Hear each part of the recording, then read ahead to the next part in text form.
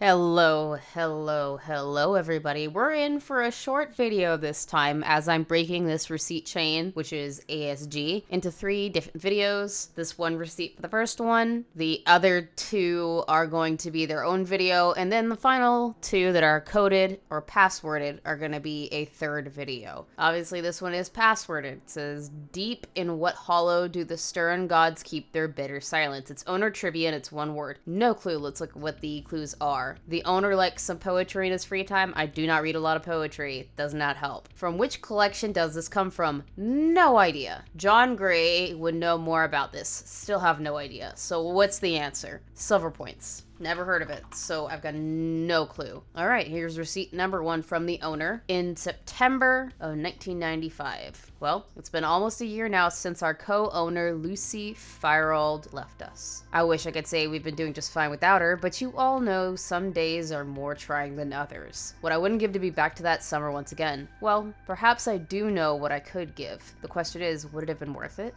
Not to mention the big bad elephant in the room, Padre. Seems too coincidental that he would show up when she just left. He's making some sort of play he could only make without Lucy around. I wonder, if there were others like Lucy around, would he still feel so bold? Well, no reason to ponder hypotheticals. We must focus on the here and now, yes?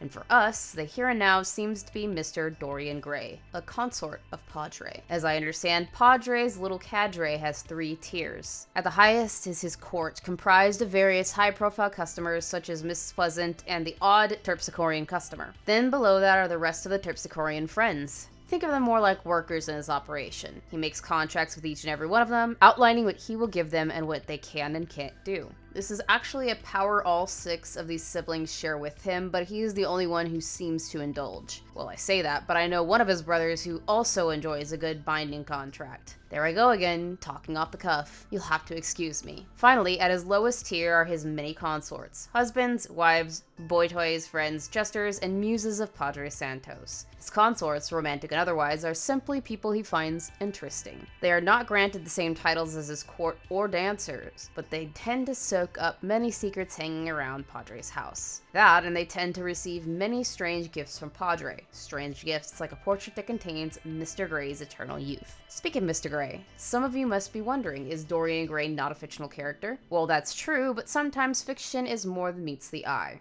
While it isn't my place to say who he really was in life, I know that our Mr. Gray was a contemporary of Oscar Wilde who took on the titular name of Dorian Gray in death. I don't know the exact details of whether Padre's portrait came first or the nickname did, but functionally the character is similar to the real-life counterpart. I also heard Gray had a falling out of sorts with Padre about what I couldn't say. Perhaps it is tied to this whole church thing he has going on. Now about Gray's portrait. It was painted by Padre himself, if you can believe that Padre is anything of an artist. The portrait allows Gray to traverse between Canada and America relatively freely, although it requires a certain amount of sin to stay youthful. It has a symbolic relationship with Mr. Gray.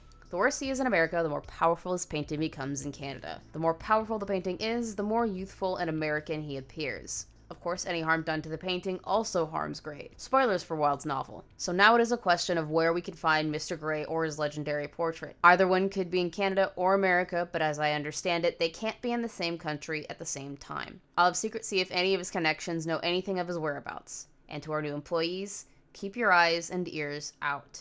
You'd be surprised how many people drink coffee around these parts.